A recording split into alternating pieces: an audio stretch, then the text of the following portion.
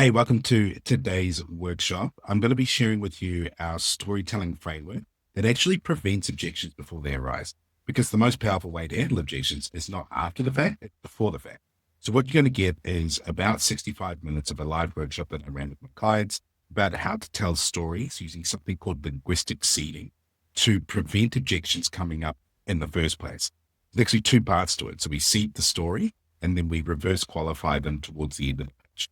So if you're looking to make more sales, make more commission as a high ticket closer, or as a business owner, you just want to stop getting ghosted and objections, that kind of thing, this will be well worth your time. I get a ton of value from today. If you do, leave a comment down below. If you'd like to see more of the stuff, or if you have any questions, I'll be more than happy to answer them. The big idea here to kind of get our head around when it comes to handling objections is that if the objection is coming up at the end of the sales conversation, to try and convince a prospect at that moment is the least effective way for us to handle it. It's almost like the ambulance has gone over the cliff and we're just dealing with what's at the bottom.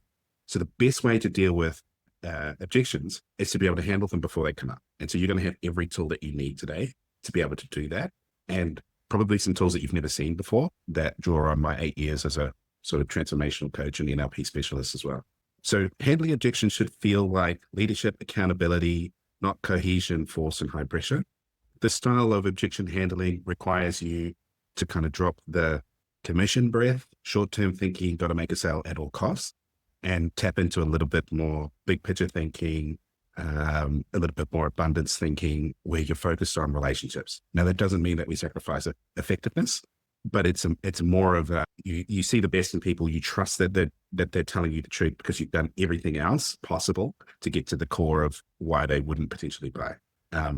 Sishu said he made it, not sure how long he'll last. And he's here and it's 2:30 in the morning, so toughen up. So objections aren't the real reason. They're an easy way to not have to tell you the truth or hurt your feelings. So most of the time, the objection translated is, I don't feel safe or comfortable telling you what's actually going on. And we're going to get to, I believe there's 11 of the what's actually going on that I've noticed over the last 8 years or so, that it's usually one of these ones. And we'll go through what they are. So often prospects don't know what the fear is. And this is the other thing that plays into objections. So they'll say something like, I need to think about it. But the reason why they're saying I need to think about it is they don't actually know what the fear or reason or concern is. So when you learn the hidden objections, you can actually highlight it to them. And when you highlight it to them, what happens is they'll associate trust and expertise to you because you would have languaged something that they couldn't language themselves. Mm. And so we associate trust and authority to people who can help us language an emotion or feeling or a problem that we don't have the language for ourselves. And that's just something really critical to know about these objections. So overcoming objections doesn't mean you win every single sale, right? Overcoming objections, sometimes these genuine logistical objections. Getting really good at handling objections is about developing your people skills and your bullshit meter. So a person who is really good at objection handling is not the person who is convincing everybody at the end of the call. That's kind of gross. Someone who's really good at objection handling is really good at addressing concerns before they arise. And they're also able to discern whether someone is trying to do the smoke and mirrors dance and they're not really sharing what's going on, or they just genuinely have an objection. So the classic one for me is my wife and I, we make decisions together as a household. So if I'm on a call and I say to the person, hey, look, this is a significant investment, I'm really going to talk to my wife about it, and they try and handle me, they've lost the sale because we make decisions together. Nothing the salesperson is going to say will stop my decision process from talking to my wife. And if they say weird stuff like, why don't you get her now? We have a toddler. She's looking at like, shut up. Don't be weird. So what we're looking for here with objection handling is you want to find that edge where it's the actual objection, which is, I just genuinely want to talk to my wife. Like, there's nothing wrong. All the concerns that we went through, none of those are valid. This is just part of my process. And this is what requires us to have big picture thinking, long-term thinking, to trust that you've done enough of a good job during your sales process and discovery to allow that person to go away and make that decision. Excuse me. Okay. So let's understand, the next piece here is understanding what an objection is. So an objection has two parts: the truth of what's going on and a belief system or a story of what they're telling themselves. So most of the time, the first objection is not the real objection. There's a concern or fear that the actual objection that they do have, they don't feel safe telling you.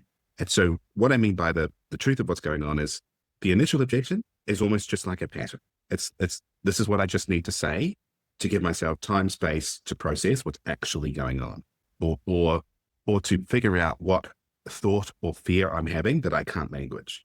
Then the second thing is they might genuinely have a story or a belief system, a limiting belief or a story that doesn't support their success. So one of the classic ones that I've seen often is people have been burnt in the past before. So why would I join this thing when I've joined something similar before and I've been burned? So there's a story or a belief system here that I'm probably going to fail, or a lot of these courses that I've taken are not worth their salt. So this is the kind of thing that we need to use what we're going to talk about, which is called linguistic seeding, early in the conversation if we get a sense that this person has tried and failed before. Another example of kind of beliefs or stories is like maybe they haven't had the greatest track record of finishing programs. So they've started and they've wasted money before. And so one of the unconscious fears they're going to have is, what if this is just another program that I take and I don't get a result, which would probably manifest as it's too expensive. But what they're really saying is, I'm not sure that I will do the work and I will get the result. Therefore, I can't see the return on investment. Therefore, it's too expensive. So let's look at the major fears. So the major fears and objections that they don't feel safe telling you. Now, all of this stuff, guys, you'll get access to the Google Doc, transcript, notes, recording. It'll all be uploaded to a portal for you. So if you want to take notes, sure, but you don't have to write these down because you'll get access to these. So, all right, and this is not an exhaustive list, but these are the most common ones. So I've reviewed hundreds of sales calls, and these are the ones that I've seen come up time and time again. And so we're going to create, so the reverse qualification system will have two parts to it. We're going to have the storytelling linguistic seeding part that'll show you how to tell stories with the right timing and the right setup to overcome the belief system part. And then we'll talk about the second part, which is reverse qualification questions, which leverages that reverse psychology for them to then tell you why the objection is not an objection. And this is why this stuff will be different to anything that you've tried before in the past, because most objection handling will only do the second.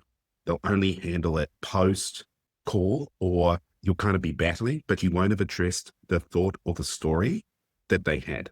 So here's a non-definitive list, but pretty long. So number one, this is probably the biggest one. They don't trust you to deliver on the result of the promise. So whatever the program is promising through the process, they don't trust that you'll be able to deliver on that result promise. The second one is, and this is also really, really common, is they don't trust themselves to get that result or promise. And so these are probably the most common fears. It's either fear of you not delivering or fear of themselves not pulling it off. Then the third most common is they've been burnt before in the past. So I've tried things before and it hasn't worked. So how do I know it's going to work in the future? The fourth one, they don't believe now is the right time to act. So there's no urgency for them. They don't think they have enough time. Now, these two we will handle with something called reverse qualification that we'll talk about at the end. They don't think it's a good investment.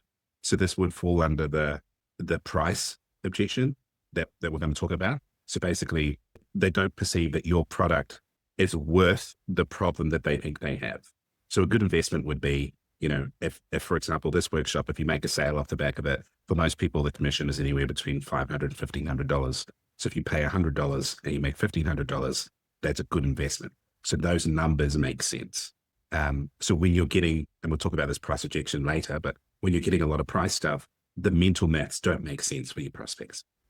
They don't understand how your process works. So there's uncertainty and mistrust in these are the steps that we take to achieve the thing. They don't know why it's different to things they've done in the past. So they might have been burned by things in the past, but they don't know why something is different. They're worried that they won't get support. They're worried that it's too complicated and not easy to learn. And they're scared about uncertainty or change. So our job during the sales process is to have a sales process that helps overcome these, and also to tell stories that'll help alleviate these fears and install new beliefs. And it's much easier to alleviate that fear before it becomes a problem than after. Okay, so how do we do that? So we do that through a process called linguistic seeding. So Linguistic seeding is a way of telling stories, metaphors, or analogies that empower your prospect and create a new thought pattern for. So these can be, but not limited to, quotes from famous people. So for example, Henry Ford's famous quote, "Whether you think you can or you think you can't, you're right." This would be really good for people that, let's say, for example, we've picked up that they have a fear of uncertainty, that there's a fear of change, that they failed before in the past. And so at some point during the sales conversation where it feels appropriate, and I'll show you how to structure this, we would include some kind of quote that would address the specific fear that we've noticed. In the perfect world, we do this before the objection comes up, but sometimes you might be handling objections at the end of the call, and then you'll see the real objection. Then that's where you can go back and you can draw on one of these linguistic seeds to tell a story to help shift that for them. So metaphors are things like, so I put the hero's journey here, but I don't think it's entirely accurate. But the hero's journey is kind of like a story whereby there's certain moments in the story where there's a call to action. So the person in the hero's journey is living a mundane life, and then they realize that there's a call to action. And then they bump into a wise man, and the wise man gives them a gift or a perspective. And then they go on the adventure to go fight the dragon. But they fight the dragon, and they lose to the dragon. They feel like giving up. But then they have an opportunity to try again, and they slay the dragon, and they get the treasure at the end of it. Then they bring that treasure back. So metaphors can be used to convey a specific idea for someone. Better example of a metaphor would be, so the metaphor of the acorn and the oak tree. So acorn and the oak tree, one of the things that has to happen for an acorn to turn into an oak tree is something called perturbation. So perturbation is where the acorn goes under so much stress and pressure that it completely destroys itself. And the old version of the acorn doesn't exist. And when it destroys itself, it actually creates roots and the foundations for a giant oak tree. But it's only through that process of perturbation of stress and pressure that the oak tree is created. And once the acorn goes through that process, it's completely irreversible, so it can't go back again. So the acorn and the oak tree can help somebody handle uncertainty. So if we notice that this person is struggling with change, we can tell them a story about the acorn and the oak tree. So similes is like something. I've actually put the metaphor in the simile. So another metaphor that I like to use with clients is, especially when they're looking for certainty or they need to know all the steps. When you think about a snail, when it's moving, the trail doesn't appear in front of it. It appears behind it. So the snail moves forward and then the trail appears. And so this is a really good way that we can use to handle the uncertainty, or I need to know all the steps. So a better example of a simile is, it's like something. So whenever we use the word like, and I can't believe I'm going back to my high school English class here, of what is a simile? But if you're comparing something, so it's like this and it's like that, it's like the acorn. There's probably a better explanation of what a simile is, but for me, I just put them in the same category, like similes and metaphors. The other thing that can really help is behavior models or visual models. So one of the behavior models I have is called the four stages of sales. And so stage one is where the person is not making any sales. They're probably scared of sales. Stage two is where they are confident, but the results are inconsistent. Stage three is where they are doing good, but they want to go to great. And stage four is they're nailing sales. So what happens when we share a model is the person will put themselves into the model. And these models don't need to be complicated. And as long as there is some kind of universal truth to it. So one of my favorite ones I like to use is called spiral dynamics. It's a very specifically coaching model, but spiral dynamics talks about these 8 levels of thinking that we can tap into. This kind of behavior model stuff is really good for people that have coaching backgrounds. If you don't necessarily have coaching backgrounds, behavior models might be a little bit difficult, but I thought I'd just mention it in case we have any coaches. So the next thing is phrases. So these are kind of similar to quotes, but they might not necessarily be credited to a famous person. So we have, the infamous say yes and work out how. Another one is successful people. Your level of success is directly correlated to the level of uncertainty you can handle. What's some other ones? People say they want to get their ducks in a row, but if you ever see a mother duck crossing the road, the mother duck goes first, and then all the little ducks get in line behind it. What are some other ones? Oh, yeah. So people are waiting for bravery, but bravery comes after action. So you don't need to be brave or confident. Sorry, people are waiting for confidence, but confidence comes after action. So you don't need to be confident. Confidence comes after the action. What you need is courage. So these phrases, and if you want some more of these, I can kind of make a definitive list and add it to the training as well. But these kind of phrases you can use to overcome or help them overcome limitations that they might have. And then the most common one and easy one to deploy is case studies. So this will really help with the I don't trust you, I don't trust myself. If you've got case studies and stories that you can share with your prospect. So what you want to be able to do here is you want to be able to have a linguistic seed for each one of these hidden fears. And so if we go through, we look at, they don't trust you or the system to deliver results. You can have a case study that you can include at some point during the conversation to help them do that. So one of my favorite ways of handling this is having a case study or a story of someone who's gone through my process. And then I like to include a phrase. So one of the phrases that I use in a sales conversation is, you don't necessarily have to trust yourself. You just have to trust the system. So like when it comes to learning this objection handling, you might be telling yourself that like, is this difficult? Can I do this?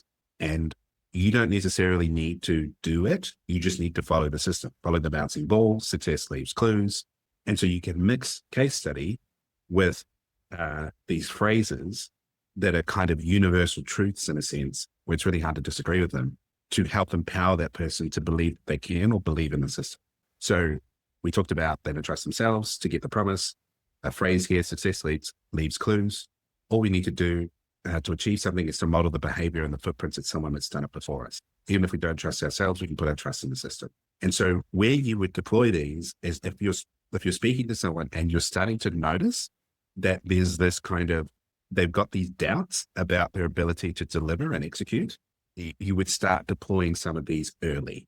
And the reason why they're called seeds is it's like you're putting a story, you're planting a story so that by the end of the call, you can harvest it. And this is why it's different to traditional objection handling, because there's nothing to harvest with objection handling without the seeds. We want to plant the idea so that it's easy to harvest at the end. And we talked about the metaphor if they've been burned before in the past. We've worked with a few clients who've been burned by previous operators, and I've said to them, they're trying to get ABC outcome while being worried about the past is like driving while looking in the rearview mirror. It's not going to get you to where you want to go, and it's also much harder. Now, if we say that before the end of the call, when the hidden objection is, I'm worried that I've been burnt before in the past, you can call back to that. So you can say, remember when we mentioned that client that got the result with us, and I told you it's about, looking in the rearview mirror while driving. Do you think it's possible that that's happening now? So we can, once we plant it, it's much easier to overcome it later because we've recognized them and then we're just harvesting the seed. So what I would do, you can either do this now or after the workshop, is I would go through all of these hidden objections and I would have your own sort of way to handle it. They don't have to be different. I've just given you several different ways to handle them, whether you use phrases, quotes, stories, metaphors, similes, models. You want to make sure that you have that. The first thing is, what they are.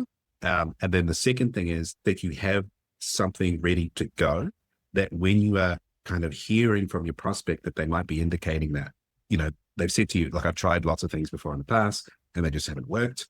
Then you've got to make mental note that, okay, well, that's one of the hidden objections. That's going to come up later. They're going to be worried that if they try this thing again, that it might not potentially work. So maybe now is a good time to share with them a metaphor or a story about, I know the system works. Like, I know the process works. If I teach you reverse qualification system and you use it, it will work. So you don't need to trust yourself. You just need to trust that the system works. So you need to have these in the back of your mind ready to go. And we could potentially get into a few of these. I've got room for a Q&A in just a couple of minutes here. So we can work through some if you've got some. So think about your industry now, what you're selling. Think about a common objection that you're getting, and then we'll try and, is there 6 of us here? 1, 2, 3, 4, 5. Oh, that's right. Okay. So everyone think about an objection that they're getting a lot of, and then we'll put together something for you to handle that. So which one of these are you getting the most? So if you just go write it down now, and then, and then we'll work through it. Does anyone have one top of mind? But don't trust you to deliver. It's kind of like what I'm doing. You can kind of tell they're just not ready to take the next step. So. That would be not trusting to deliver. So what do you want to use here? Quote, metaphor, simile. But whether you can or you can't, you're right. That's a nice. And that would be the So what I would do is I would pair case studies with a quote. So, okay. and so we're going to get in exactly what I'm about to do. So what I would do is when I'm noticing it come up, I'd say, hey, can I share something with you? Okay. Right. Yeah, absolutely. You go, this might not be the case. However, I've seen a few clients in your position that have been in the same position where they've got this massive gap to go, right? They want to go from here. They want to achieve this thing. And it looks pretty much impossible. And it reminds me of this quote by Henry Ford, whether you think you can or whether you think you can't, you're right. And every client that's been in your position, for example, James, who was here and then he achieved this result, has thought the exact same thing. I just wanted to share that with you just to see what you thought. And so if we can do that before the end of the call, we're planting this idea that it ought to make it easier or less of an objection to handle. Does that make sense? Yeah. I'll show you the exact structure of what I did down there in a minute. Does anyone else have another objection that they're getting? For me, it's generally, I can't afford it. Or I don't have the time right now, or don't have money now. Yeah. Okay. So we'll get to the pricing because there's a little bit more to it than just because to me, pricing is what they're saying is that the product you're selling, it doesn't sound worth the problem that I think I have. So what do you sell by chance? Stress management coaching for business owners. Yeah. So what's probably happening in that sales process is they're not seeing the financial opportunity cost of what stress is doing to them. Mm. And so, for example, because you deal with it, you can actually see the logical implications and how that would affect the business. But a business owner is probably more focused on how do I make money here? And so when you say I'm going to sell and what's your price point? £2,500. 2,000.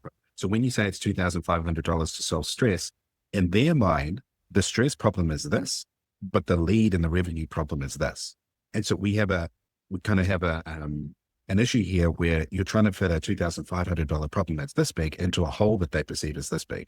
And so what they're saying when they say it's too expensive is they're saying, I can't justify your solution into my problem because I don't believe it's the problem. Does that make sense? So 100%, yeah. So one of the things that you've got to be able to do during the sales conversation is to link what the effect of stress is on something tangible for them. So an example of that would be, you booked in a call because you want to talk about how stress is affecting your business. Okay, yeah. So now we want to look at what's the opportunity cost of stress. So what's stress stopping you from doing? Is it affecting productivity? What's your time worth to you? Like what is stress stopping you from doing? Is there a financial implication to that? So during the sales process, you've got to be able to tie stress to finance somehow. The easiest link between the two would probably be productivity. So what is the stress stopping you from achieving? What is the stress stopping you from executing on? Is the stress affecting any other areas of your life? Like, are you finding that you're not present at home as a result of the stress? Because if they just see stress, it's always going to be expensive. If they see stress plus my productivity is taking a hit and I'm not present at the home, then it's no longer stress. It's a whole issue. It's a whole okay. So if I'm solving the productivity and the presence at home and the well-being and the health, that all of a sudden goes from stress to, okay. Does that make sense? Yeah. In the code of the sale, one of the bonuses in the portal, I go into it much deeper about how to build that cognitive dissonance. So cognitive dissonance, for those of you who are not familiar, is the gap between where somebody is now and where they want to be. It's the driving force behind why they want to buy. Okay. Anyone else have another kind of common objection that we can handle? Yeah, look, my issue is also price related. I'm a photographer and as a headshot photographer, I offer my services for $725 and sometimes it's just too high of a price for people. But I would like to counter it in some way, but I'm listening to you and understanding that there is the idea of creating or presenting the gap, but I'm not quite sure how to equate not having a headshot or a business portrait, how that's going to equate to a specific dollar amount as a lost revenue for not having a great headshot. You know what I mean? So yeah, great. Yeah. So it can either be lost revenue or gained revenue. In the perfect world, we do one on both sides. So it's actually quite similar to Annie's. Yep. So we want to create a link between photography and some kind of financial consequence. So in your experience, what is a link between like having a great headshot and like some kind of financial gain or consequence? Well, that's the thing, is that I don't know how to connect the dots, from one to the other. So you might not know, but how to do it. But do you know, is there any links? Like, is there any financial benefit to having a good headshot? I think the way people present themselves online, if they come off looking confident enough, they're likely to make more connections, more, they're able to connect with their audience better, potentially with their, for their business. It's definitely a plus to have a photograph that shows who they are and how they present themselves authentically. So, okay. So we have, the link would be branding. Right. So we have, we want to go, because what you'll be doing is you'll be selling the widget. So you'll be selling the thing, the headshot, but we want to sell the outcome of the headshot. And so one of the first steps we take from like professional photograph is the next thing would be branding. And then alongside branding is credibility. And then you can look at, successful clients that you've had that have had branding stories or have branding done that have attracted better clientele. Okay. And then on the other side, you can give examples of people that have terrible branding. So that'd be one link, right? There's another link we can create as well, is I bet you found that people that have come in for a photography experience and had headshots have probably felt more confident afterwards. Okay. Is that true for you? Yeah. I mean, I've got really good reviews on Google, and they do say that I've made them feel comfortable, but no one has like openly said, "Hey, I feel confident after the session." It's something that maybe I have to ask them and say, "How have you felt after your session?" and see kind of a response I get from them. Good. Because I remember my first branding shoot, and that was one of the experiences afterwards, right? It was like, I felt more professional. I felt more confident as a result because I had these headshots that were done. And so there's another thing you can draw on, right? So you can draw on, there's a degree of professionalism and confidence that comes from, and then branding. So you want to get away from selling the headshot, and you want to move closer towards selling the outcome that the headshot gives. Okay. So the same thing with Annie in that code of the sale class that's included in your bonuses. There's an exercise in there called the island exercise that'll help clear this up. Of like what other areas you can link to. Thank you. Anyone else? Stephen, did you have an objection? No objection, because I sell polystyrene panels. And the only objections I get is that because we only got one store, so we don't have any resellers. And customers goes, you're too far away. I could just get it I can get it from your competitor. I just got to pay a little bit more, but they're just next door to me. So logistical objection. And for solar panels, is the price? Polystyrene panels. Is the price significant? Price difference significant in terms of like? So if they buy bulk from us, they save half the price compared to buying a couple boards. You see, they won't travel an hour away just to pick up 2 boards. They'll have to order for like a bulk order. Yeah.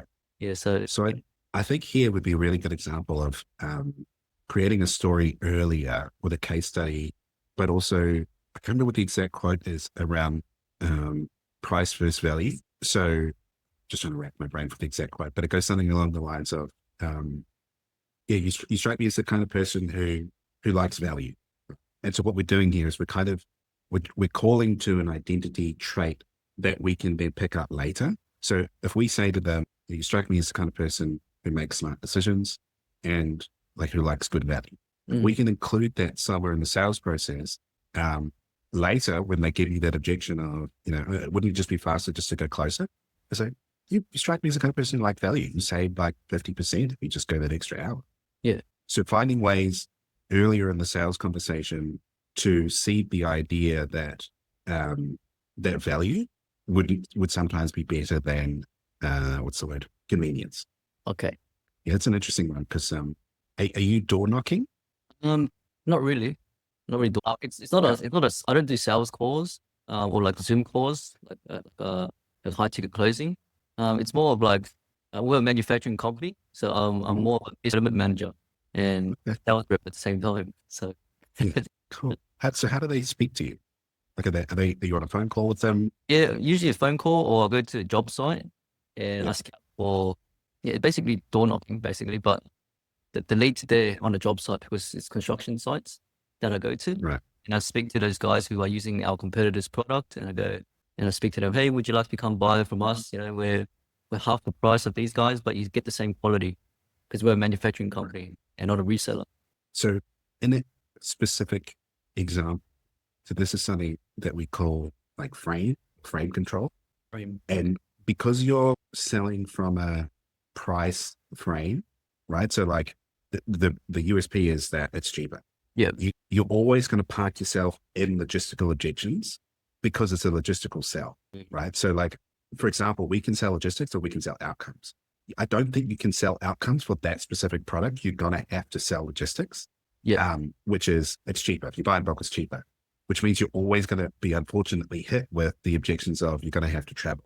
Yeah. So it's always going to come down to whether or not that person values the discount that they have versus the time that it would take. And so if that's kind of what needs to become clear in the sales process is like, how much are you going to save? And it's not the easiest objection handle because when you're in a logistic, you're kind of firefighting from the start. And so the best you can do is just make the logistics really clear and then help them work through, if it takes you an hour to get there, do you have someone that can do it? Because you'd be saving X amount of dollars and then kind of building that out like over time. So, if it's $2,000 a month, they could potentially say $24,000 a year. So the bigger the contrast you can create in that logistics space, the easier it is going to be to collapse that logistical objection later. But it's always going to be an uphill battle because of the frame that you're in, which is a logistics frame. Okay. Awesome. Thank you. Oh, awesome. Jim said, is it a question of price or value? Yeah, that was a while back. You kind of look better. Ah. I like it. Is it a convenience or value? Is it a question of convenience or are you considering value? Yeah, that's that again, going down that path. I don't know. I'll appreciate it. Thank you. Johnny, did you want to, you don't have to, but you can if you want to. No, I'm good. You're good. Awesome. All right. So let's keep carrying through.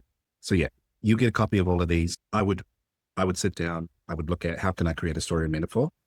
If you get stuck, like, I don't have a metaphor or a story, just post in the group, the Neuro-Linguistic Question Support group, and just say, here's the objection, and I'm struggling with metaphor, or I'm struggling with phrase. That'd be the best way to get help from me is specific objection, specific phrase. All right, cool. So let's talk about the art of story selling. Excuse me. All right, the art of story selling. So there's a very specific way in which you want to tell our stories to our prospect to ensure that they get the idea that we're trying to impart. The most persuasive we can be is by being indirect with our selling, same by using the metaphors. So the most persuasive we can be is when we're not directly telling someone to do something. It's when we create an indirect way of sharing that idea. This is largely because in each person, there's a little voice in the back of their head that says bullshit. So if I tell you that the color is blue, depending on your personality profile, there'll be some of you go, yeah, it looks blue. But the other people go, I don't know about that. Let me check for myself. And so this is what we call a mismatch. And this is why telling someone directly is not as effective as selling from an angle or selling indirectly. And this is the mismatch pattern. So one of the critical ideas to understand about story selling is that when a story is shared through a third person perspective, our brains unconsciously put themselves in the seat of the character or the first person, especially when rapport has been built and permission has been given. This is what we call the third party gateway. So the reason why humans resonate with stories so well is because we can't help but unconsciously put ourselves in the seat of the character that's happening in the story. So when we create a story through a third party, rather than saying you are in the story, we would say something along the lines of, there was a client that was in a similar position. What we've done is we've not directly given this to them. We put it just safely outside of their bullshit detectors, of their mismatch, of their disagreement filter. If we put them straight in, we'll trigger sales resistance and they'll begin to close up. So the third party is like creating a safe space for them to potentially enter the story. It looks a little bit like this. I was speaking to a client once. I remember the story about blah, blah, blah. And so when I was giving you Jim's example, there's a couple of things that we do there. The first thing is permission. Can I share something with you? The second thing was we create the third party. So the third party is literally just a linguistic frame of, I was speaking with a client once. I remember the story about, there was someone in this position that. The opposite to that looks like, I have a story I want to share with you. I want to tell you about something. You remind me of this client versus there was a client that I was speaking to once. I remember the story about, and this is the difference between the first person language and the third person. It creates this gate that we're then going to put the linguistic seed that we're using to make it safe for our prospect to accept. So as I mentioned earlier, there were two critical things with setting up the linguistic seed, which is rapport and permission. Building rapport in the sales conversation is really about, does the prospect feel like, do you understand me? Do you get me? That's the core of rapport, is, am I understood? Do I feel like you get it? And rapport is kind of beyond this workshop. But if you're doing a good sales process, you should naturally, and you have great active listening skills, you should build rapport. It's not some magical thing that you need to be really good at. It's just, if you have good listening skills, if you're genuine and sincere in your response, then you're going to be generating rapport. The second thing is permission. So permission can be interchanged with the word compliance, which is essentially them giving you permission to lead them through a specific part of the conversation. It looks something along the lines of, can I share a story with you? Can I share something with you? Can I offer you perspective on something? So the reason why this is important is because if they accept the permission by saying yes, their brain turns off the disagreement filter somewhat. So because they've literally said, yes, you have my permission to do so. But if we directly try and counter that, I'm going to share a story with you, they haven't switched the part of their brain on that's ready to accept that. So there's kind of this protection filter that is going, is this valuable? Is this not valuable? It's constantly opening and closing because we can only take in so much information. So is this valuable? Is this not valuable? Yes, no, yes, no, yes, no. So when we ask permission, we get past the part of the brain that is basically deleting stuff because it's going, I said, yes, this is valuable. So any of these versions will do. Can I share something with you? Do you mind if I share a story? Can I offer some perspective? And we wait for the yes. The other thing is, the more yeses or the more compliance that we get through the sales conversation, the less resistance we're going to have our prospects opening up. It creates this feeling of genuine safety, empathy, because you're getting permission for something that you're doing that you're not convincing. So it's a real subtle rapport and trust building technique that if you can use in the right context, works really well. There's a fine balance though. We don't want to be getting permission for everything because then we're not leading. So we use these kind of like seasoning for our meals as we use them sparingly. Sparingly? Okay, any of these versions will do. So the last part of telling a story is grounding it for them. So the technical term is from NLP, linguistic programming, it's called a tag question. So this is really as simple as, does that resonate with you? Did you have any thoughts that you wanted to share about that story? So this is important because when we take this seed, we've asked permission, we've created the gate, we put it in, and then we ask them, does it resonate with you? They have then taken our idea, and then they're going to tell us what resonates with them about that idea. So before this process and before the story and anything that we said, they didn't have an idea or they had this fear about a specific objection. When we set this whole thing up and we give it to them and they say, yes, this is what resonated with me. So yes, I have permission. He told me the story. I heard the story. I unconsciously put myself in the story. And then we ask them what resonates with you. And then they start telling you. They have unconsciously accepted the idea of the seed, which has then planted for use further down the road. Let me know if that makes sense because it's a relatively high-level concept, but that is the core behind linguistic seeding. You just give me a thumbs up in the chat. Thumbs up. Awesome. Cool. Fantastic. So this is important because it takes the idea that we've so carefully curated, or the story that we've carefully created, or the linguistic seed, and it gives it to them to accept. When they accept, it means that it's now become part of their thoughts. So later down the line, when the objection arises, we can call back to it. So I've got a visual here. So this is effective. If there was like a formula or like a equation, it's rapport and permission plus that third party gate. There was a client in this position once, and then linguistic seed, tag and resonate. Does that resonate with you? equals the prospect's new thought. So it might look something like this. Do you mind if I share something with you? And this is the permission piece. I was working with a client once, and he was worried that he had tried all these things in the past. So this is the objection that we're overcoming. He was nervous about making a new decision because he didn't want to make those mistakes again. So I was working with this client in the past as a third-party gate. And then what we put here is the objection that we're overcoming before it's come up, which is the objection around, I've tried things before in the past and it hasn't worked. Then we're choosing, what are we using? I'm going to use a phrase. I mentioned to him that if he was more focused on the past, that it would amplify, because what we focus on expands. He then jumped into our program and has since gotten this massive result. Case study. I wonder, does anything about that story resonate with you? Which is the tag. So what we've done here is we've used a phrase and we've used a case study for an objection that we've noticed about, I've tried and failed before in the past.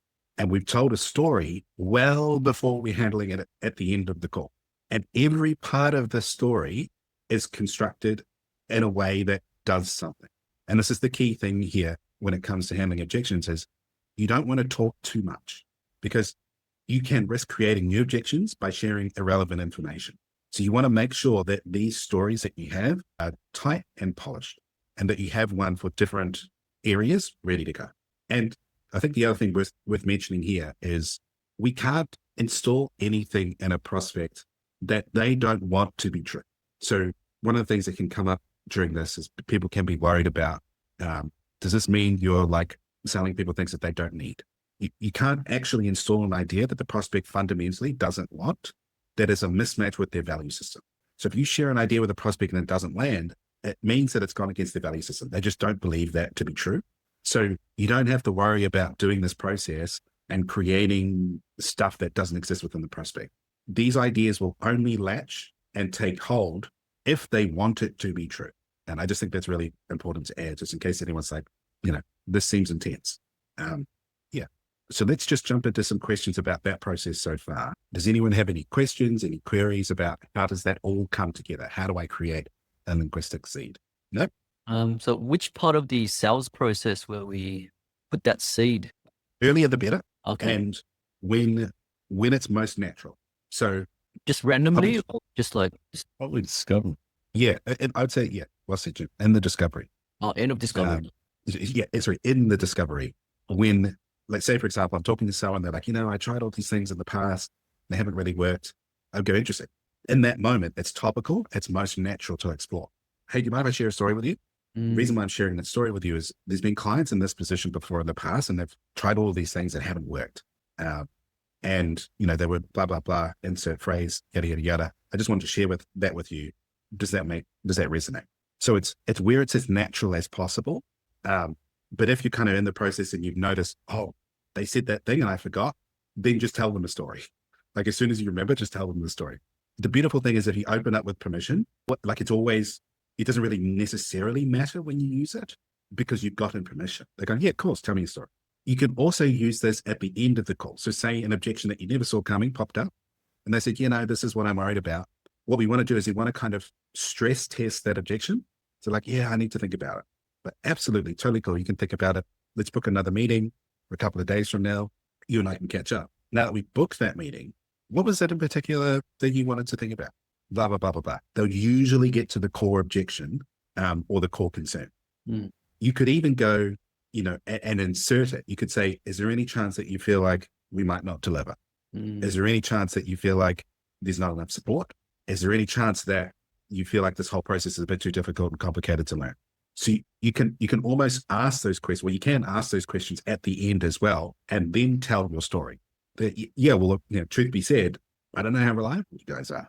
Great, totally understand. Do you mind if I share a story with you? There was this client that I was working with once. Blah blah blah blah blah. Did that answer your question, Stephen? Yeah, it's perfectly structured, which is pretty cool. Yeah, super effective too. Anyone else have any questions? So one of the things, I agree with, what I just heard is that, it's perfectly structured. I would love to know whether you have a series of recordings that we could all listen to, where this is just sort of laid out in different scenarios, just to get that sort of structure and the cadence and the tonality all sort of baked into our heads. because I know Yeah. that's where I struggle with a lot, coming up with these ideas with somebody on the phone for the first time. They've just heard about me, and they want to know. They go right to the price. They go, give me the price. What can I? How much is this going to cost me? And so I have to slow them down a bit and ask them exactly what their backstory is, why they're motivated right now to get their headshots or personal branding photographs. So there's a bit of a dance that goes on, but I'd love to know from you whether you have these recorded somewhere, in different situations that we could listen to and go, okay, well, this is what we need to bank on, and we can sort of go from there. I just read this one to you with the tonation and all of that. The only reason why I haven't made one for every single one is because there's so many different contexts. I have to make like 100, Yeah. like Stephen's got his own, Tim's got his own, you've got his own. So we're talking about the principle rather than the script. Because if you understand the principle, Yeah. you can then apply it. So Yeah. what I would do in your position is the first step would be go through and write, right? So get your brain used to the structure, permission, third party, phrase, case study tag. Then you can listen back to this. What I'll do is I'll cut this out. What time was it? I don't have a time set. It was about it's about 60 minutes. So I'll cut this out and I'll put this in the course so you can hear my tonation. Fantastic. And so you can just listen to that part. Okay, Because that would be great. yeah, no matter what I say, it's going to be the same tonation. Do you mind if I share with you, blah, blah, blah, yada, yada, yada, phrase? Does that resonate with you? So the other thing there as well, when people are asking for price at the start of the call, this is what we call like a sneaky frame steal. So what they're trying to do is they're trying to take you from outcome to logistics. And this is what we're talking about with Stephen is it's case by case, but Stephen is in a logistic frame where they're selling on price. So they have to fight logistics and price. What you want to do if you're dealing with those clients is you don't necessarily have to jump straight down into the logistics of what you do. If you do that, you're kind of giving them control of the conversation, which will put you in this perpetual chasing dynamic at the end and this justification. Like, we really lots of reviews and people love us and it's, you kind of lost the control of the sales conversation right from the moment that they ask for price. So what I would do is I would say, you can either say, look, we have a range of services that range from like $100 to up to $1,000. Now I don't want to misquote you, which is important why I figure out what's actually going on and what you actually need, because I don't want you to pay for more than what you need, right? And so what we've done there is we presented what's called a moral frame. This is a little bit beyond this class, but I'll just spend a couple of minutes. So the way that you collapse these sneaky price steal frames is with a moral frame. And a moral frame is right or wrong. It's like, I'm trying to do the best by you, because you can't then price fight a moral frame. Like if you're trying to do the best for them to make sure that they don't pay more than they need to, they're not going to drill you on price, because it's just, you can't beat a moral frame with a price frame. Moral frame and authority frame are some of the strongest ones that you can have. An authority frame is like, technically I have an authority frame because this is a workshop that I'm running. I'm the expert. So my frame will collapse anybody else's frame that's trying to steal it from. And a lot of these steal the frame or take the frame. They're not conscious. But if we fall for them as a salesperson, we'll get stuck in a dynamic in which we're chasing. There's a really good book that talks about this. It's called Pitch Anything. So PITCH Anything by a guy called Aaron Claff. Jim's nodding his head. I think Jim's read the book. Yeah, it's good. Yeah. And he talks about lots of different frames, the frame battle, how to collapse frames. But I think for you, Sishu, if you're getting a lot of that, just say what I said, which is, hey, look, I totally understand. We have a range of products. It's from like $100 to $750 or $1,000. I don't want to give you a quote now in case I charge you too much. So it's probably best that we just kind of discover what you need so I can give you the best price possible. How's that sound? And then they'll go, oh, okay, well, he wants to help. And so you can steal that frame back and you're not chasing and convincing them. Beautiful. Yeah, that was great. Thank you. Good question. All right. Annie, how you doing? You hanging in there? This is the last piece. So we've got reverse qualifications and we're going to finish the price objection, even though we've kind of touched on that before in the past. So probably maybe another 20 minutes, Annie. Cool. Thank you. I totally know what you're feeling because I've been there before on the 2:00 call. So later on. Right. So reverse qualifications. Now that we've learned how to empower our prospects' thoughts, we've taken care of the first part of it. Right? We planted the seed. So the best way to handle objections is to do so before they arise, which is why we must have listened for potential objections along the way. So another skill that you want to develop is, as we're talking to them through the process, just making note of anything that might come up. So an example is that one where they've tried things before in the past. So we've used a linguistic seed to create a new thought. Now what we're going to do is we're going to use a reverse qualification question to overcome it even further. This is what you would consider the harvesting time. It's such a weird term, but it's the metaphor I've got. So reverse qualification plays on reverse psychology and is most powerful when deployed before an objection arises. The simplicity is easily mistaken for their lack of efficiency, but this is where their power lies. So the structure of reverse qualification question is figure out the question of the objection that we're trying to overcome. So what's the objection? Then we ask them a question to get them to tell us why it's not an objection. So this sounds stupidly simple, but it's incredibly powerful. So if we look at time, the objection usually is, I don't have time. Now, some of the red flags that we might notice is the person is saying, oh man, it's been a crazy last, couple of months. I've been so busy with, this and this and that. I will make note of that to then ask a reverse qualification towards the end of the process before I presented my price. So I would then say, you mentioned that you have been super busy. How comfortable are you setting aside an hour a week to solve ABC outcome, which is the outcomes that they said they want to, the results from your program? So objection, you mentioned that you've been super busy. Question, how comfortable are you setting aside an hour a week to solve ABC? If we look at urgency, this is just typically how I do it. So this conversation could have happened 3 months ago, or it could happen 3 months into the future. I'm curious, why is now the time to solve ABC? This could be problem or achieve ABC outcome. So if we use Annie's as an example, this conversation about managing your stress could have happened 3 months ago. You could also delay this and it could happen 3 months later. I'm curious, why is now the time to get rid of the stress so that you can start making more money and be more productive in your business? Competition is another one we can reverse qualify.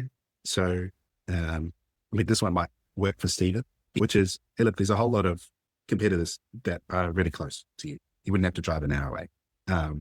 But based on what we talked about today, how comfortable are you spending a little bit of extra time to save that $10,000 a year? How comfortable are you driving and spending a little bit extra time to get these products to save $10,000, $20,000 a year?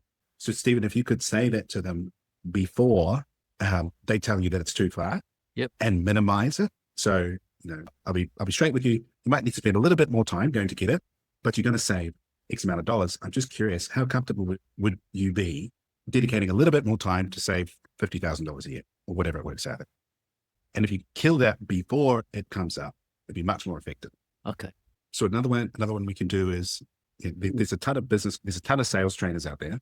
I'm just curious, why us or why me? And I know this sounds super on the nose, but you'd be really surprised at why people go. The two things they say is, I've been following you for a while, and I think this is, this just makes sense. I like your content. I like your message. Or they'll be like, I don't know, but either way is good, right? Because the power of the reverse qualification is twofold. One, they'll either overcome the objection, or two, they will buy into the idea. So for example, like they'll either tell you why the other sales trainers are no good, or they'll just be like, well, yeah, it probably is you. So even though this question seems simple, whatever answer your prospect gives you is a good answer because they're doing the selling, right? They're telling you, and this is what we want to aim for. So uncertainty. So with uncertainty, we would have done a linguistic seed earlier around, people trying to have their ducks lined up, or the courage example. People are waiting for confidence to make the decision, but confidence comes after action. There's going to be a little bit of a learning curve here. It's totally doable. I'm just curious how comfortable you are with change. Do we use all the four reverse qualification before the offer, or is it you pick one or two? How do you pick which one to use, and which part of the structure of the sales conversation would you put the reverse qualification? Yeah, good question. Before the pitch. So in the sales code bonus, you'll Yep. see the discovery part of the conversation, and Yep. then you'll see the transition to what we call the reverse selling part. Yep. Which has this kind of flow or momentum. So if we break the sales conversation up into two parts, there's discovery, Yep. which is all about building the gap, stretching the gap. Yep. And then we have the reverse selling part, which includes the reverse qualification questions. Okay. And so from a structural perspective, I told myself I wouldn't draw terrible drawings, but here we go. So let's say that we've established this is the cognitive dissonance. If you're not Yep. familiar with this is in the playbook. It's also in the sales code. Yep. And so what we do after we have this gap is we then start the reverse selling process, which is, so we've talked about what problems that you're having now, and we talked about where you want to go. What do you need from us in order to make this happen? And so then they'll start telling you the things that they need. This is also really powerful because it helps overcome the uncertainty and the I don't know the steps and the I don't know if I can do it. And then we get into the reverse qualification stuff. And then down the bottom, this would be your pitch. Okay. So all of this stuff is happening before the pitch. Okay. And so in here, we would ask all of these questions. And I know it sounds like a lot of questions, but it's better to ask these questions and get the objections out before the pitch than after the pitch, because it's so much easier to kill them in this space than it is once you've presented the price and then they're telling you why they can't do it. Okay. And So that- do we mention time, urgency, competition, and uncertainty in that 4 points before we get to the pitch? Yeah, I would. Okay. Understood. Yeah. There's a way you can soften it. So we talk about how can we help? What do you need from us? And great. Like I just had a couple more questions that I need to ask before we get to the details. Is that cool with you? They go, yeah, of course. So again, we've got permission. And this is technically called a prime. Got a couple more questions that I need to ask. Is it cool with you? And so we then go, right? And if we can ask these questions in different ways, it doesn't feel weird. So, you mentioned that you've been super busy, how comfortable you are. Are you setting aside an hour a week? This conversation could have happened 3 months ago, 3 months into the future. I'm curious why now. There's lots of other sales trainers out there. I'm just curious why us. There's going to be a little bit of a learning curve here. It's totally doable. I'm just curious how comfortable you are with change. So they'll give an answer, acknowledge the answer. And yeah, if you acknowledge the answer, it's not going to feel as robotic. It just seems like a lot of questions because I'm not doing this with anybody. Like it just feels weird because I'm going question. But if someone was on the other end, they often give you they'll give you a couple of sentences. They'll be like, yeah, you know what? An hour a week is probably not that bad. I can definitely manage that. And then sometimes they'll tell you a story about how they blah, blah, blah, and why it's not an objection. Perfect. The more they can talk at this point, what I want you to imagine is these kind of like these two gaps in time. The more that they talk, the closer they bring themselves to you and your product. The more that you talk, the further that you create the gap. So there's more distance to overcome. When this is done well, you'll actually feel this feeling of, you'll feel momentum. You'll actually feel them coming towards you and selling themselves. It's a really unique feeling when it's done well. Sure. And what if you get an objection by doing the pre-qualification? Like, I'm just curious, how comfortable are you with change? And what if they go, I'm not comfortable with change at all? So Good question. It'll either mean two things. Number one, there's nothing you can do. Like if someone is like, I'm not comfortable with change, it's like, well, like life has changed. So what I'll do is I'll do exactly that. So I'll try and diffuse it with humor. Yep. If it's still there, then they were probably never going to buy. okay. So number one, I'll try to diffuse with humor, and then I'll tell a story. So I'll go back to my linguistic seed. If it's still there and they're still firm, and this is what I mean by when we said at the start, you've got to become a master at the bullshit detector, and sometimes objections are real. It might genuinely just be a real objection. And if you've done everything that we talked about today and they still give an objection, it's a real objection. Nothing you could do would have changed it. Okay. And if you notice that if it's a real objection, do you just go, hey, I think you're not a good fit for one of our coaching programs, blah, blah, blah, blah. So maybe we could see you next time? Or Yeah, I would say, look, if you're not comfortable with change, then you're probably not going to succeed in our program. Okay. And I'll just let that space sit Just say and see silent. what happens. Yeah. Yeah. Because it's technically what they're doing again is they're trying to steal the frame, right? But I'm not comfortable with change. That's like a sneaky frame stealing tactic again. So the way that you bust that is with the authority frame, which is, and you got to deliver it softly. Because if you go, well, you're probably not fit for our program, you sound like an asshole. So it's like, I can understand that. change is going to be a part of this process. You're going to have to be comfortable with it. So you're probably not a fit for our program. And then nothing. And this is that age-old adage, he who speaks first loses. I don't like the losers part, but it's like, yeah, if you speak first, they get the frame back. If they speak first, they get absorbed into your authority frame. Mm. Good questions. All right. Any questions about this stuff so far? These reverse qualification questions. The other thing to mention, not every reverse qualification question overlaps onto the hidden objections. So what you'll see is we don't have a reverse qualification for, like, do you believe in the promise of our program? Some of them just don't map because that lack of belief in your program is so deep for them that they might not even know that it's a thing.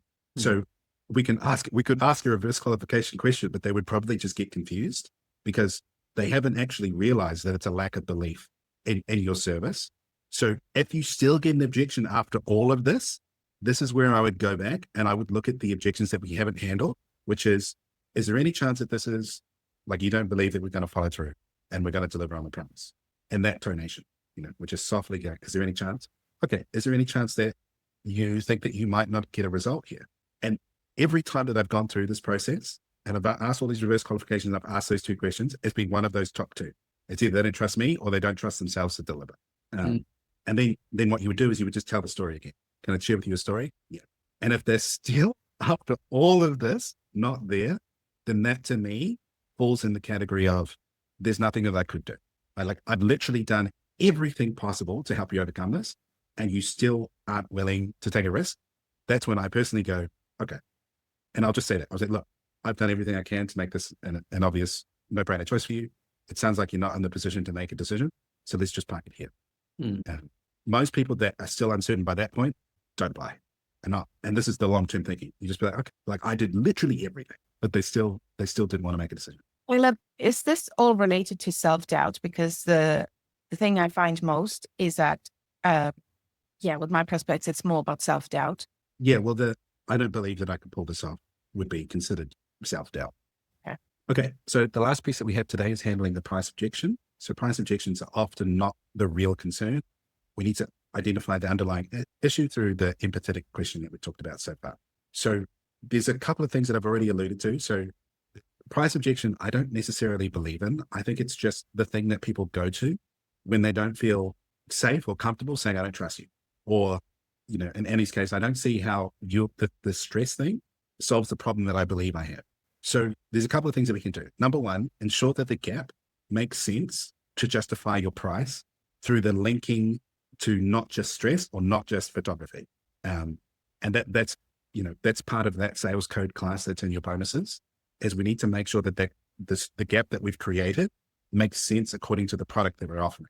Because if the product is bigger than the gap, they can't justify it in their mind. It's like, well, that doesn't make sense. Or that's not the problem I believe I have. I don't believe I have a headshot problem. I don't believe I have a stress problem. I have a non-presence to family, a lack of productivity, lethargy, and affecting my health problem. Okay, well, that makes sense that stress coaching might be the solution. So another thing we can do is a price contrast frame, which we've kind of already talked about. So price contrast frame, what you want to understand about the brain is it's like a contrast machine. So it's always comparing it against something else. And so if we don't include some kind of logistic contrast during the sales process, they will compare it to the last financial thing that they've purchased.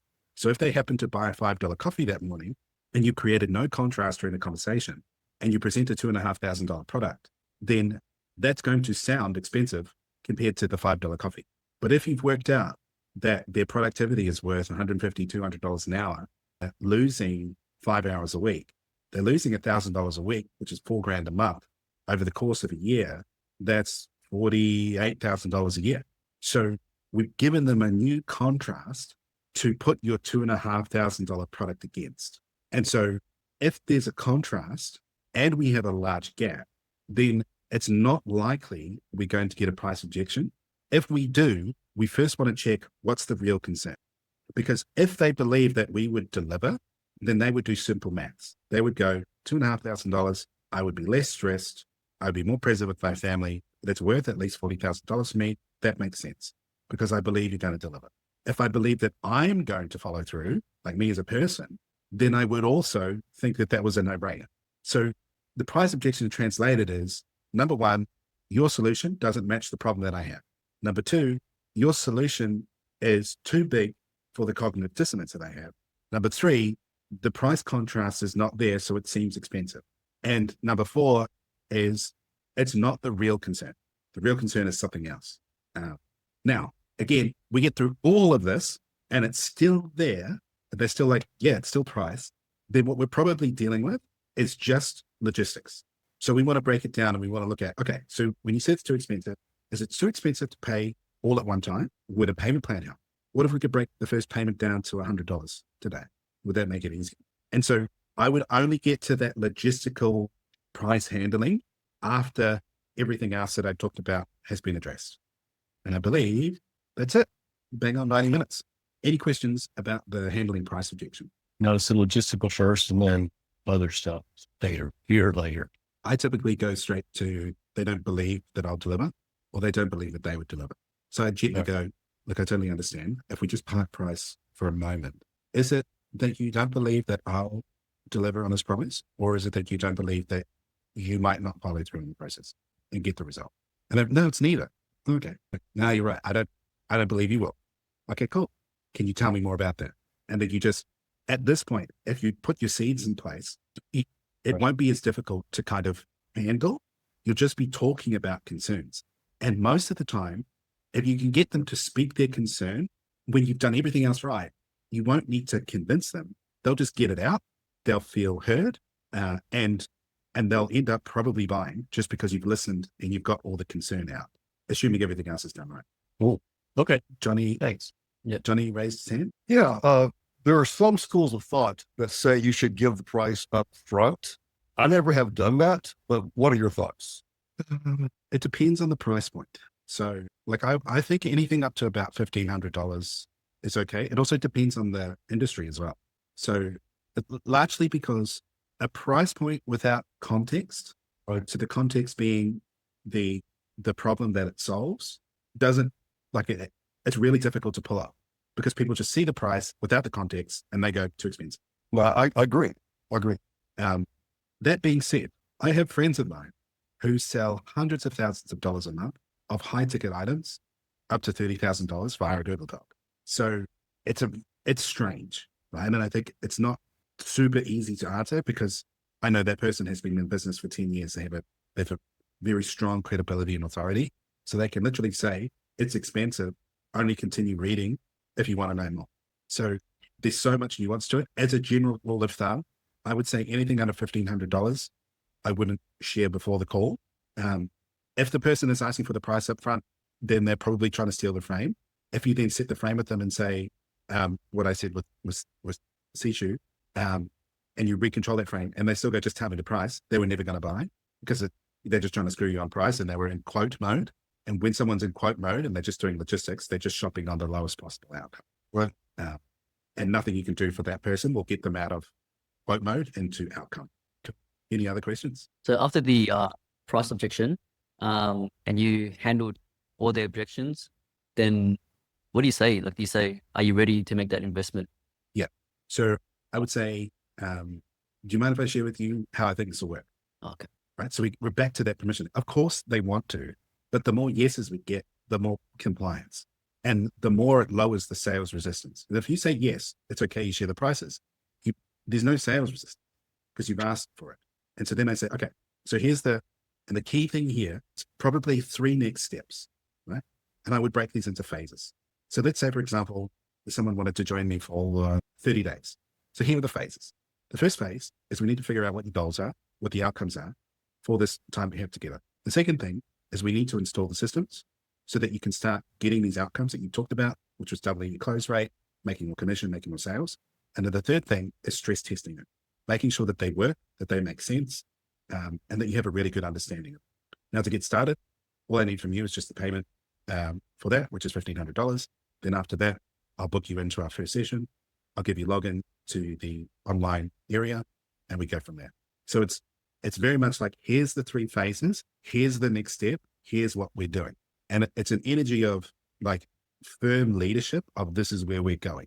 Because at any time during the sales process, it's really important that you are firm, certain, and leading at this point than any other time, because they're looking to you for certainty. And they will sense if you're not sure. So if there's any part that you want to practice, it's that here's what we're doing. Here are the steps. Because the more confident and certain you are, and this is what we're doing, here are the next steps, the more confident they're going to be in you. Honestly, that wasn't bad for just making it up off the cuff as well. But in the perfect world, you would know exactly at the end of the call what your phases are, what the next steps are, how they progress.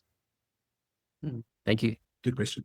Yeah, Anyone well, else? I have a quick question about something you may have already covered in one of the other trainings, which is how do you avoid potential clients from ghosting you in the first place? So, the fact is, you've talked about a process of trying to have a conversation with a potential client. My other struggle is before they even come up to the point where they ask me for pricing, it's also the fact that most of the folks that I work with are simply unreachable after they've put their information in a form. And I have their information. I have their phone number, their email address, and I've had to call them, email them, text them, and I rinse and repeat at least, 4, 5, 6 times. And then inevitably it's just sort of like, okay, I'm just going to walk away from this, lead, I guess. What would you suggest I do? So I think that would fall more in like a marketing kind of question because it's pre-call. So it's a little bit beyond my expertise.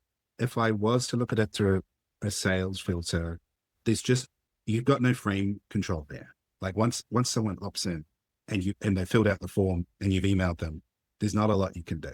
There's a few messages that you could send. I can't remember off the top of my head, but I have 2 or 3. I'll put them in the portal.